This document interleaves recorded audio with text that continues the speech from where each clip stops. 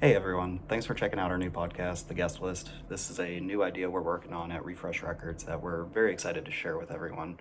We're still kind of getting our feet wet and, trying to figure out how this all works, so please bear with us as we get adjusted and put out some more episodes. On that note, without further ado, here is episode 1 of The Guestlist featuring Talor Smith of Biitchseat. Cheers.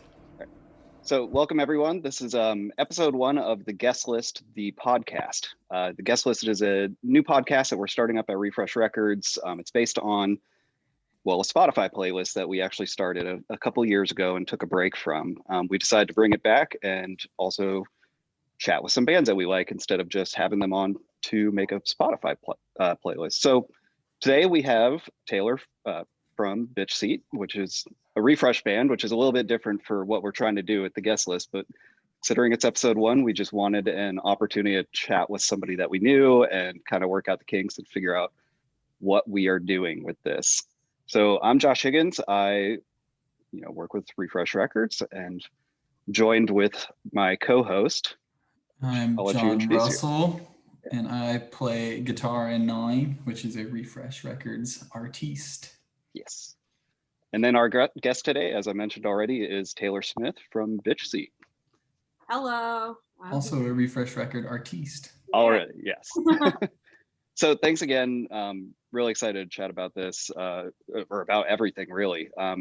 Obviously, we've only been working together for a few months. There's, a whole history of Biitchseat that I'm still familiarizing myself with, but figured we could just dig in a little bit and kind of get kind of a background, I guess, of how Biitchseat came together and, what got you guys started as a band. Yeah, absolutely. First, thank you for having me. This is going to be fun. I'm excited. So it's kind of hard to say when we started because we have a lot of history as 4 people, particularly as 3 people. We have a lot of history. I went to high school with Connor, our bassist, and we met in high school orchestra. We both play cello, and I met Kristen through college orchestra, who she also plays cello. So we have 3 cellists in the band. And we all kind of came together in a collaborative musical way during college. We were in a different band called The Ridges, which was like an orchestral folk rock band. Very like, think Lumineers, very wear the best, very banjo on stage kind of stuff. So I played cello in that, and they did as well. Connor did some accordion. And when we ended up moving up to Cleveland, that project kind of ended, and we just kind of felt a little distanced from the instrument of the cello and really wanted to kind of do something different. So Kristen and I, in the very end of college, because we kind of felt it coming, started playing guitar together and figuring that out and figuring out how to play together in particular, because we knew that we weren't done with each other. So we ended up moving up to Cleveland, and sorry, I did back. I ended up moving up to Cleveland, and then started forming this band. And I was like writing original music for the first time with like real intention, I guess. With the biggest issue being that we didn't have a drummer. So me being me, I was like, I can do all of it, And so I bought a drum set. Was trying to figure out how to play guitar and play the drums at the same time because I'm out of my mind.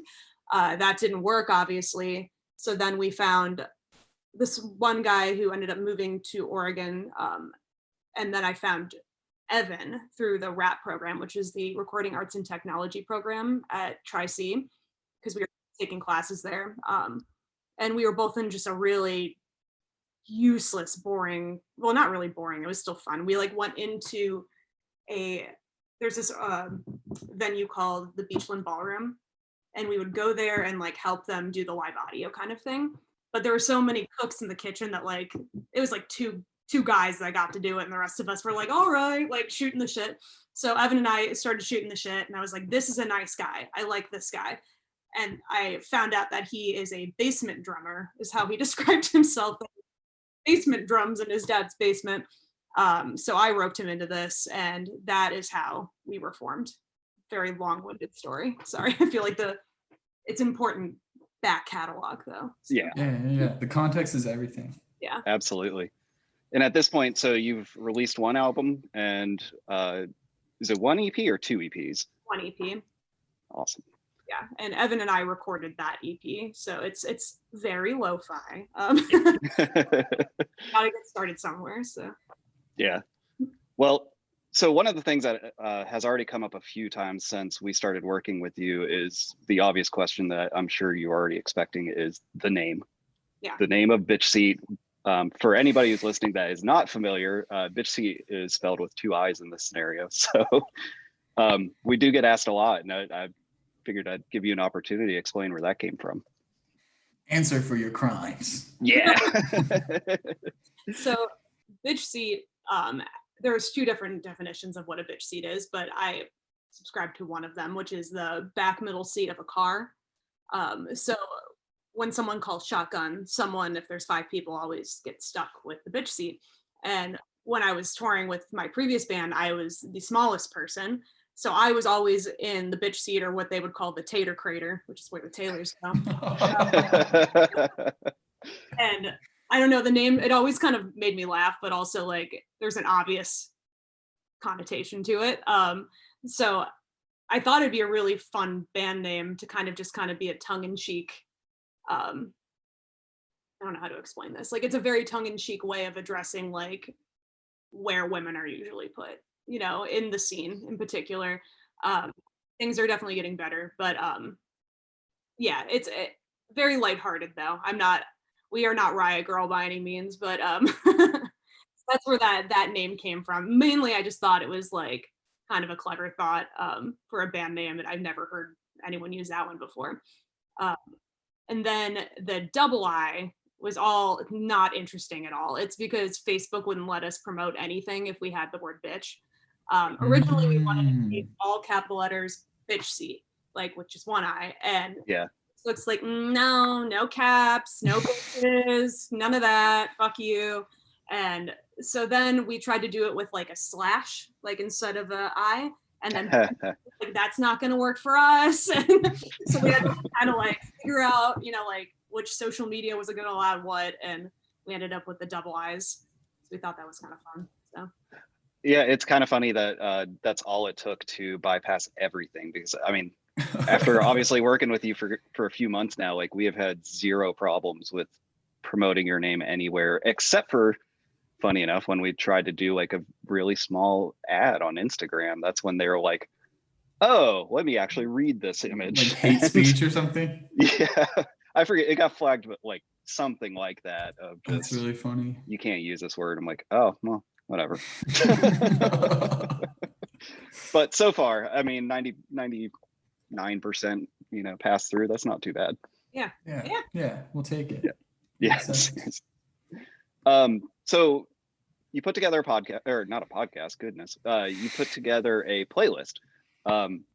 This is one of my favorite things. It's one of my favorite things when we were doing just the playlist before, is like giving 0 direction, just saying, give us like 20, 30 songs and just seeing what the bands do, because some bands kind of stick to their realm and their friends and all that, and then some just give us kind of out there stuff. And I gotta say, there was when I saw yours, there was like, it's all over the place, and I love that. And so I already had a billion questions just on that alone. But one of the things, kind of tapping into it, and well, first of all, let me just say that we'll be sharing this guest list or this playlist everywhere, and it'll be a link in the description and whatever, so anybody can click in it and see it and listen to it.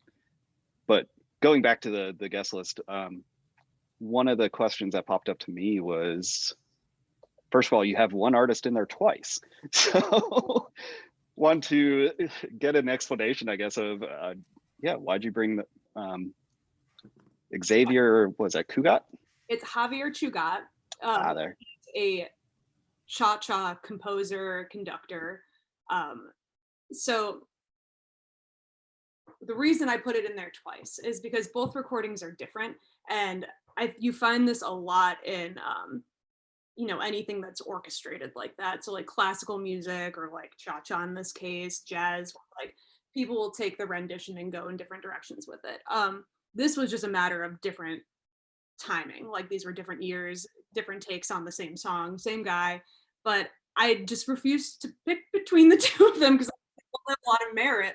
And I love that song. That a T for Two is like a really fun little like bouncy party.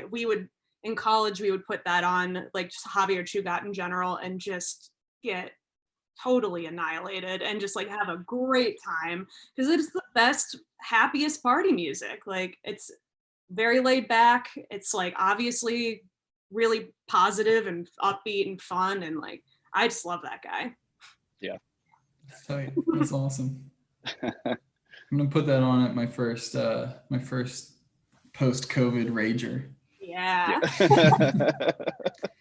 I was like blasting this playlist throughout the house the other day, and Andrea came home while we were doing that, or while I was listening, and it was kind of funny because like I think Joni Mitchell had just started. Yeah. And I just hear her yelling up from downstairs, "Is that Joni Mitchell?" I'm like, because that's not something that would normally be blasting out of my speakers, but I wanted to make sure that I gave a proper listen through everything and just kind of understood the whole scope of what was happening here. And yeah, there's a lot of songs I have not heard in a long time on this playlist. And also, Andrea just texted me and said, "And I love her." So Joni Mitchell is a great choice there. Yeah. Dude, how can you not love Joni Mitchell? Right. The classic. Yeah. Queen. I did notice, like I said, like everybody kind of takes a different approach, and some people focus a lot on their friends' bands and stuff. And looking through your playlist, I only noticed there was one band that kind of looked like, I mean, I know they're an Ohio band that's in that same realm as you guys. So I guess tell us a little bit about Learning Curve. And Learning Curve is a Cleveland band. They just recently put out this EP. Oh God, sorry, I didn't mean to play it. Oh. Sneak preview. That's what it's called. Sorry, Learning Curve. Yeah. Forgot the name of your EP. But yeah, they just recently put that out, and I think it's great. And I got to Steve Perino is the one that recorded it, so I got to go into studio and kind of hang out with Alex and Eric, who are Learning Curve, in the studio, and like that was super fun. We just had a really good time. I was working at a bakery then, and so I just bring them bread and like cookies and stuff as like my exchange for being able to hang out with them. But they're really, really nice people, and I really love this EP, especially Reality, that song, and they just put it out. So I just wanted to make sure that I had a chance, an opportunity to, talk about them because they're wonderful. Yeah, for sure. I love the cover of that album. The dog on it is just so adorable. Love Charlie. That's Eric's dog. He's such a Uber. Love him. Wait, I feel like, what was the dog's name? Charlie. That's a good dog name. Yeah. That's tight. I feel like there were other photos, or maybe it's just from following them on Twitter. I remember seeing other photos of that dog from that same session. It's just so good. Well, awesome. John, I know you wanted to chat about Cleveland. Yeah. Oh yeah. I have two really specific Cleveland questions. Well, first off, okay. At what point in the Biitchseat timeline did you move to Cleveland? What year was it? Do you remember? 2015. That was like pre-Biitchseat though. Okay. Yeah. But you moved there in 2015. Okay. Are you a Cleveland Cavaliers fan? Yeah. So that was a great year to move there. Yeah. Was that awesome? Did you go to any of the games or anything? I went. I don't know if I went to any in person, but the 2016 championship year, that was just like, it was phenomenal. We had a great time. We were always at the bars watching those games, and That's so tight. Game was bonkers. Like I had never seen anything like that before. There were people just out. Hundreds of thousands of people just like flooding the streets and freaking out. It was really cool. So tight. Did you go to the parade? I didn't go to the parade. That's so sick. Okay, so that was my one Cleveland question. My other Cleveland question is, have you been to the Rock and Roll Hall of Fame, and is it worth it? I have been to the Rock Hall. It is very cool. It's kind of expensive, but like, if you have I think it's like $25 or $30 to get in, which is like a little steep, but if you have it and you have the motivation to really get in there, there's like a lot of very cool stuff. Like you can see like all of Beyonce's like famous outfits. There's like Damn. um Paul Simon lyrics and stuff. Like there's a lot of stuff that is just very valuable to see. That's sick. Tight. All right, cool. Good to know. I'm putting it on my must visit list. Yeah. When we come up there and play with y'all, we'll go. Hell yeah. Yeah, now I'm thinking about checking out this weekend, which, yeah, by the way, I mean, you guys obviously know this, but we're going up to Cleveland to hang out this weekend and see our new friends. So, Face to face. Rock and Yeah. roll. I literally, again, just Andrea just texted me and wants me to throw one more Cleveland question at you. Is I guess a one sentence pitch on why the label should move up to Cleveland. Feels like the best time to do that for sure. Yeah. Oh God, one sentence, Andrea. It can be like a long sentence, a run-on sentence. Lake Erie, good friends, good food, good pizza, Papa John's. Damn. I don't know I'm about the in. Papa John's one, but I'm in for the rest. Good. Just realized I was actually just doing the Papa John's thing. Yeah. Yeah, you gotta finish the whole bit. I get it. Absolutely. I appreciate the dedication. Thank you. Oh man. So going back to the not the podcast, the guest list again. Let's talk about some more of the artists. John, I know you wanted to question about some of them. Oh yeah. Well, I just wanted to say that Joni Mitchell is amazing and perfect, and that record is perfect. Okay. My question was, how did you find out about that record? Because I feel like I either know like two types of people that love Blue, or they're like it was introduced to them by their parents, or they found it like at like late high school, early college age, and it just really hits that like, there's something about that like early adolescent like melancholy that really is just captured in that record. Yeah, absolutely. I was raised on very much this type of music. So like Joni Mitchell, Carole King, Paul Simon, Simon and Garfunkel, all that, Carly Simon. But I didn't actually dig into this record that much when I was younger, not in the same way I did like Tapestry with Carole. Mm-hmm. So I kind of revisited, I like knew it all enough. I was like familiarized with it, and I obviously knew the hits, but I just recently like revisited it like maybe 2 years ago, and I can't stop listening to it. It's just, it is really incredible. And it's both like mildly nostalgic because I did have that connection when I was a kid to listening to it, but it also feels very new. So it's like not worn out yet. Like, like a James Taylor album would be for me. Frequently said that she would divorce my dad for James Taylor. Yo, my mom said the same thing. That's so tight. My mom holds that over my dad all the time. Moms are horny for James Taylor. They love the man. My mom really likes his brother too, which I can't think of his brother's name now. I know who you're talking about. It's like Bradford Taylor or something. I don't know, but she loves him too. He's like folkier, isn't he? Yeah, way folkier. Yeah. It's tight. That's awesome.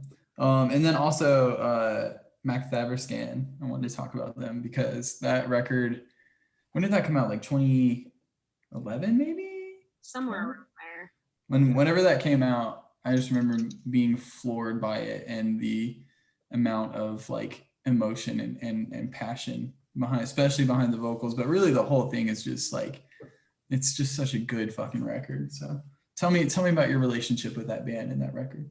So my friend turned me on to them, and I just I think the production standpoint that they're consistently like hitting on that, like it's not actually like that big or complicated what they're doing, but everything is so like just wet with reverb in this very like sunny way and explosive yet never harsh. Like her voice is like, it makes your brain like vibrate the perfect way where you're just like comfortably living inside of those sound waves.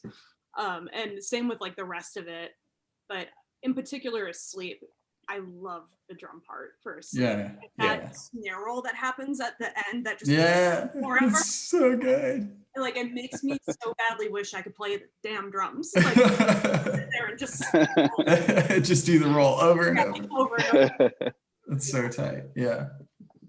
That record is great. That's funny. When I saw it on the playlist, I was like, oh shit, like that totally makes sense because I hear such a parallel between y'all's vocals. Like you have these like not theatrical, but like, I mean, I guess theatrical compared to a lot of other indie or DIY bands where you're supposed to kind of like play it down, you know, and like kind of like my thing is like I sing like I'm just talking because I can't sing, but you can actually legitimately sing. So it's like the parallel there was like, oh shit, of course that this is going to be on the playlist. Well, that's a good compliment. Thank you. The other one for me, when Kiss from a Rose from Seal came up, I was like, again, haven't heard that song in so long. I was like, I just got to know. I got to know why. So when I was like maybe 3 until 6, that was my favorite song.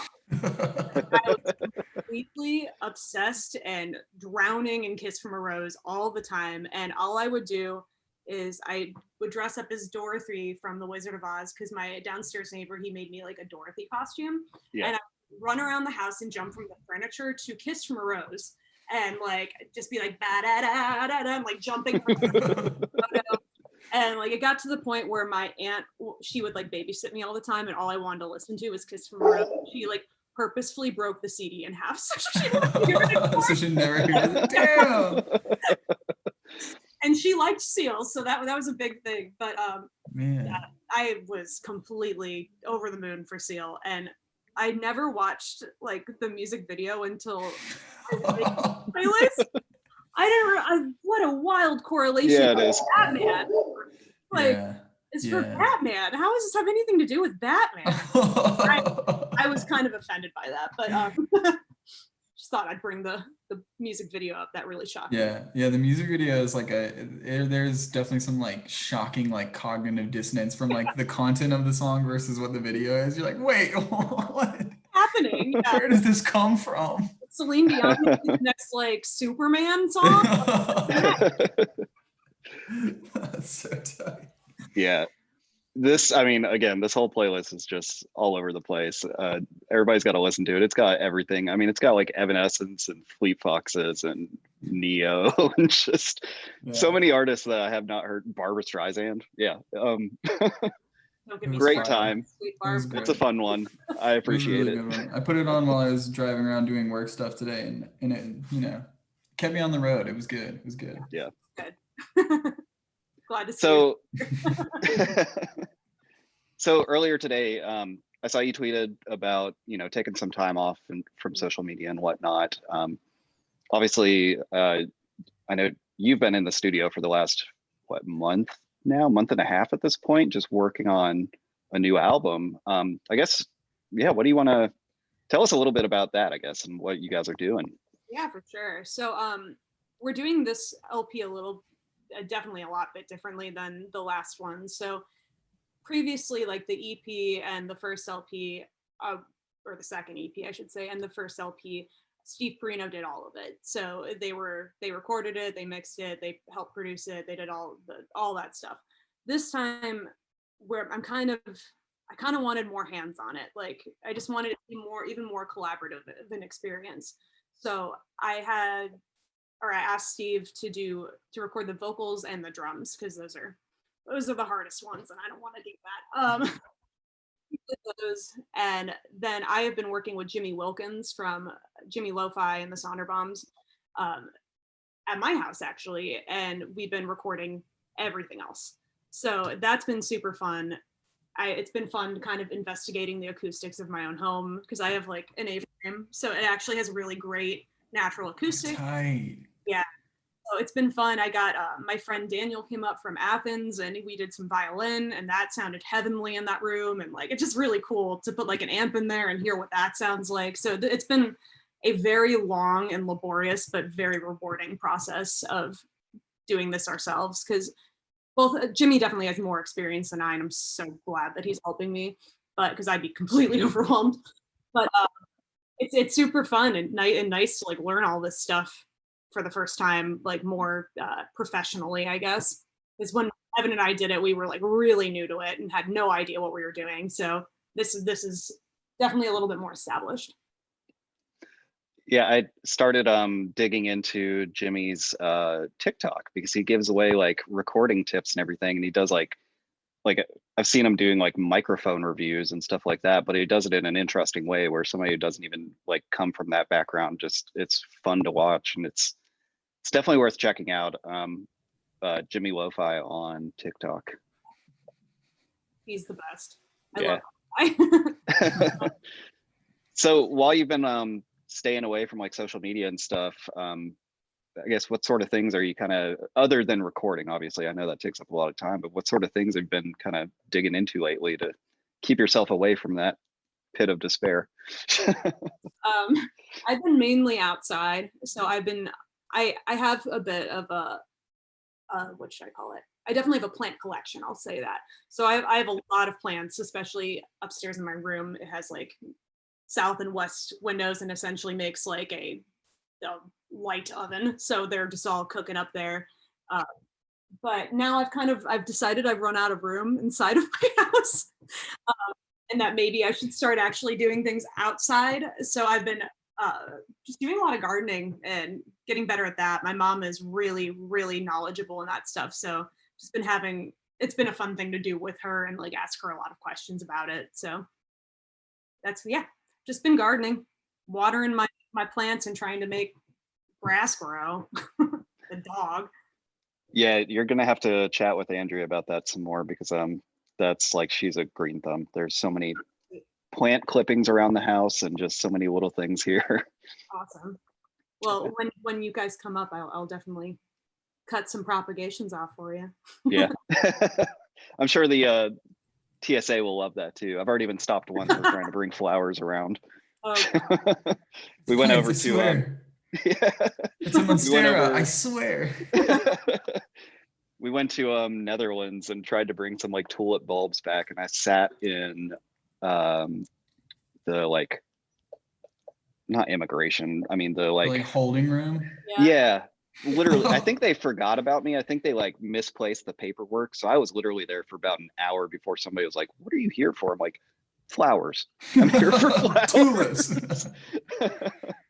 And yeah, and we were pre-approved by the TSA and everything, but I still got stopped just because they found bulbs. And like, this is a mess.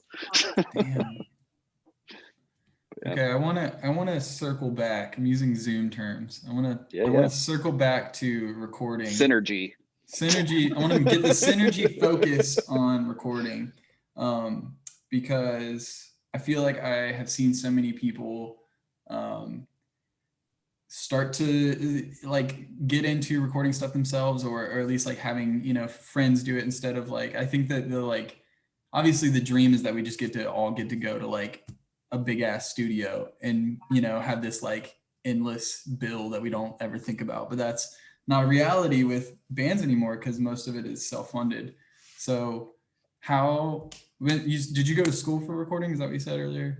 You just took some classes. I did a couple semesters. Yeah. Tight. Okay, cool. And how do you feel like for me, I feel like when I record in a studio, I feel like I need someone else there to tell me to stop with like overdubs or like finding the good take, like being like, hey, that take was good enough. We can stop there. Like we don't need to do 15 more takes of this guitar track.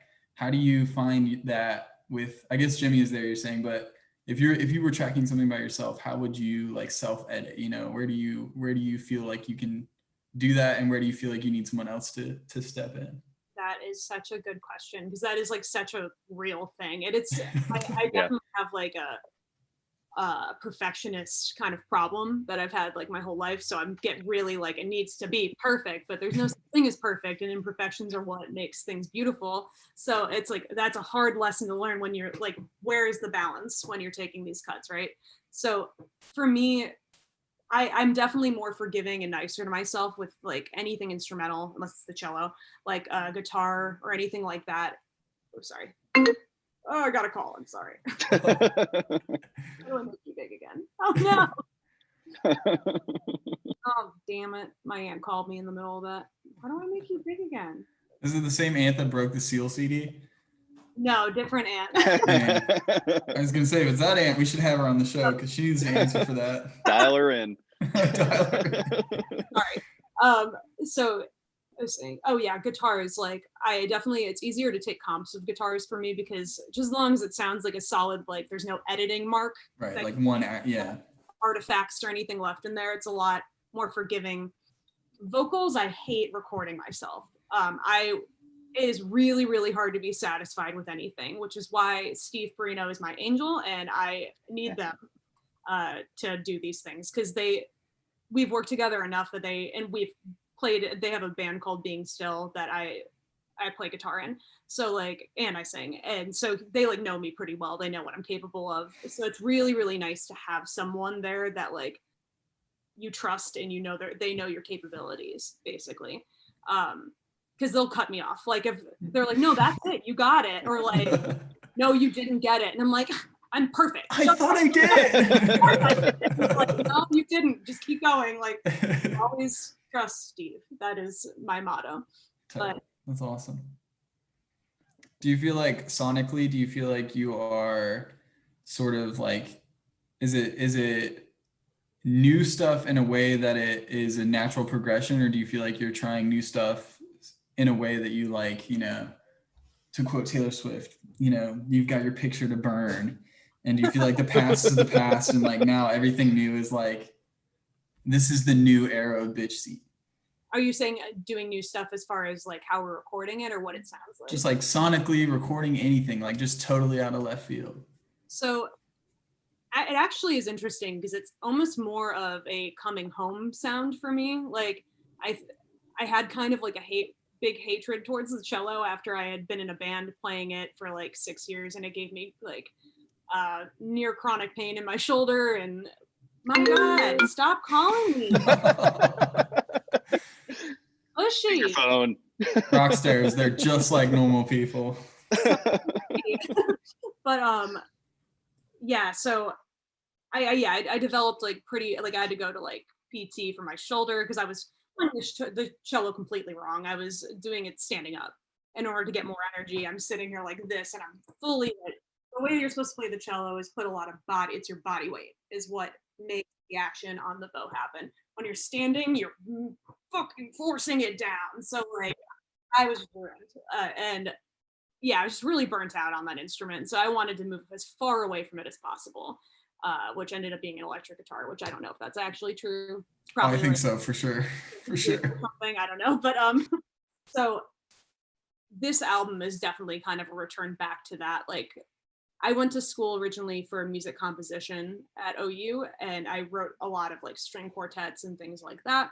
So it was like, there's one song in here in particular that's like, it's like almost 6 minutes long, and it's like an absolute like orchestral thing. Like we have French horn, we have flute, there's violin, a lot of cellos that we haven't recorded yet. Oh, not looking forward to that. But yeah, like it is a full acoustic, pretty folky, like orchestral piece.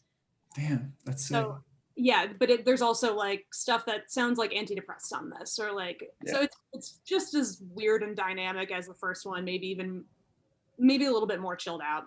But cool. Yeah, I would say more than anything, I'm just kind of like accepting. It's self-acceptance is what this album is. Yeah, beautiful. We love to see it. Yeah, so therapeutic. We love it. Yeah, that is like the key of this past year for a lot of people. I think is just mental health, acceptance, everything. It's just, you know, going through dark times. I think a lot of people just think about they start recognizing that a bit more and putting more weight behind it. For sure. Yeah. So, all right. So we started a Discord server a few weeks ago, and when we were chatting about this, I put up like a question of, does anybody have any questions for Biitchseat? And I instantly regretted it, but there were a couple good ones. So I figured that, you know, we have a couple questions that came from just random people on the server that wanted to know some things.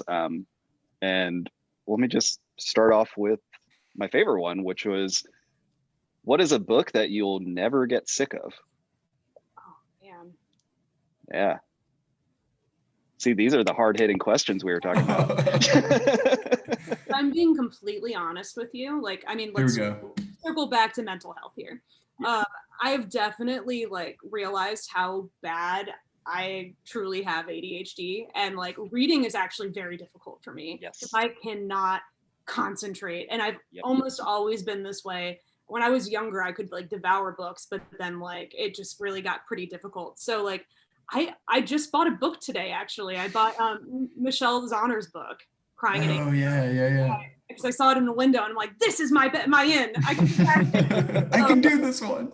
my answer for you is I actually don't have an answer, because like it's been like a pretty hard journey, like to be able, like obviously I can read, but like a pretty hard journey to like be able to have the attention span to like get back into reading. And it's in that place probably since like, I mean, without shame, I could say like 2014. I read a book in maybe 2015. That it sounds terrible to say that, but like that's the honest truth. So I completely relate to that. I mean, I've had ADHD my whole life, and I didn't really know until 7 years ago or so. And I could probably count the number of books I read in my life, like outside of what I had to read for school, on one hand, until my late 20s when I finally started getting treated and stuff. And even then, like I found certain things that were difficult before, I just kind of got more into and just didn't. I never tried reading until last year when I kind of took a break and had like, anxiety and stuff, and found myself at home more. I just started reading it. And that's when I realized that, one, the ADHD meds make it extremely easy to read, to the point where I was like just going through books. Like, it was just such a good therapy for my brain at the time. And I think I've read more in the last year than probably my whole life combined. amazing. So yeah, but yeah, completely. I mean, I could not get the attention span before that at all. There were some books I loved, but I would just, end up putting them down eventually. Yeah, exactly. Like even if they're interesting, it doesn't mean that Yeah. I'm not going to be thinking about the 12 other things that I'm thinking. Exactly. Making to-do lists while reading. Yep.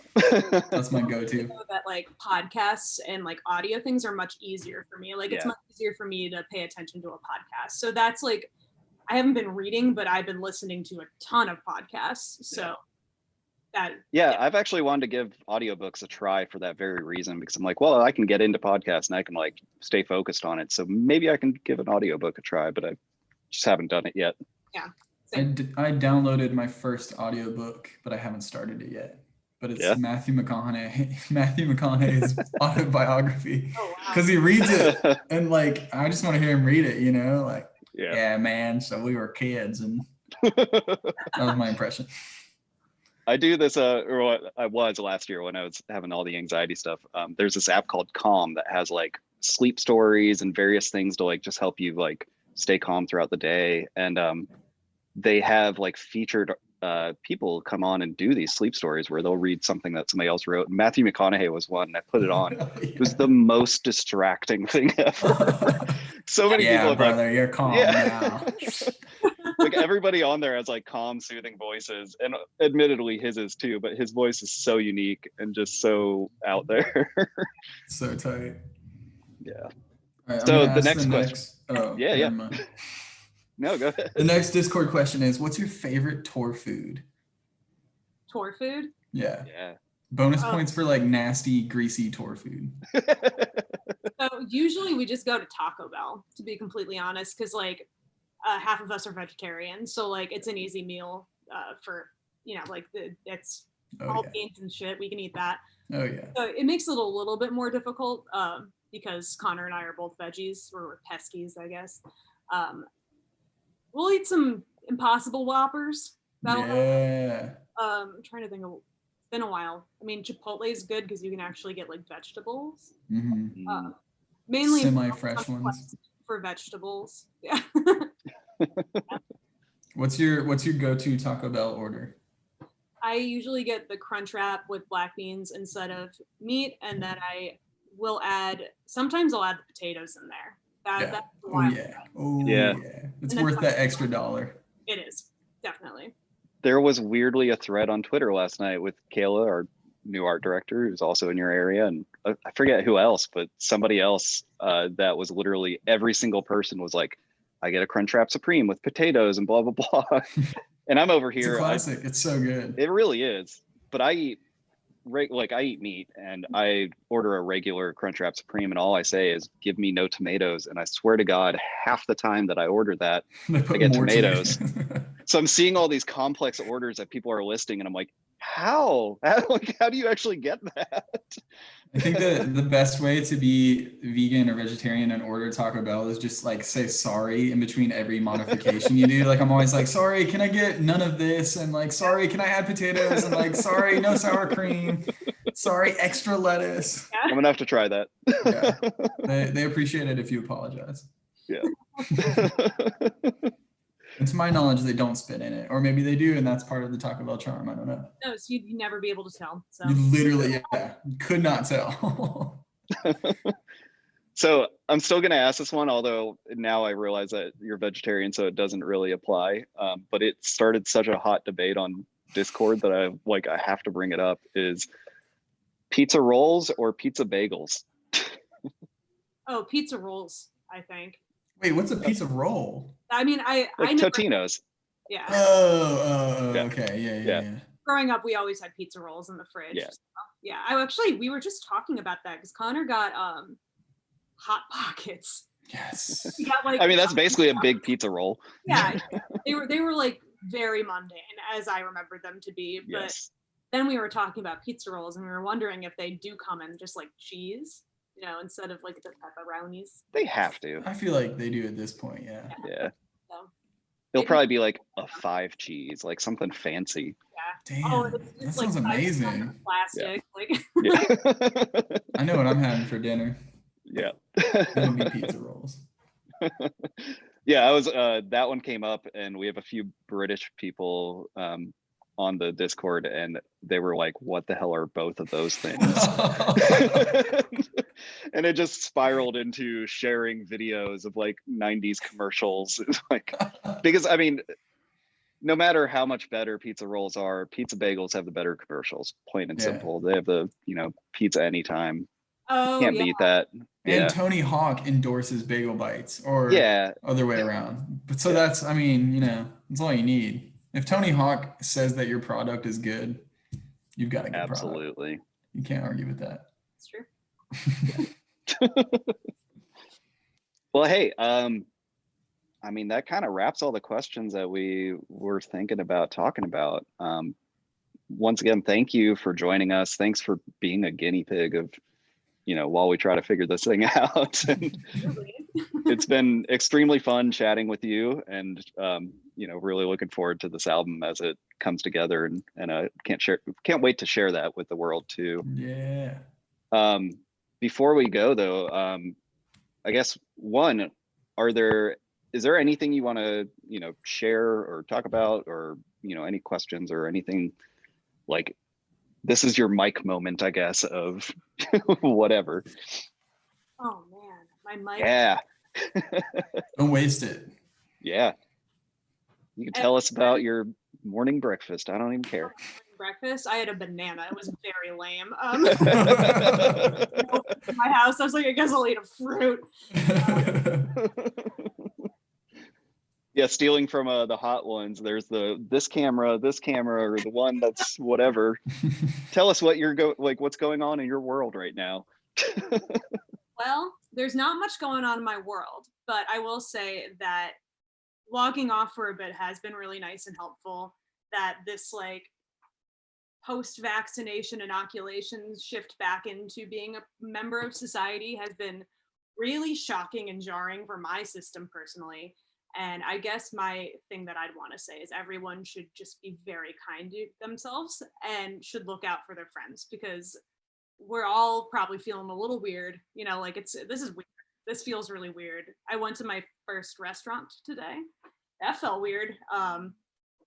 It's going to take a lot of time for us all to get our previous social skills back, and just be patient with yourself.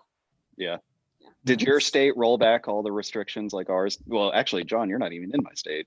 Did both of your states roll back? Virginia, yeah, Virginia Yeah. did. Right when North Carolina did, Virginia did too. Yeah. All the mask mandates.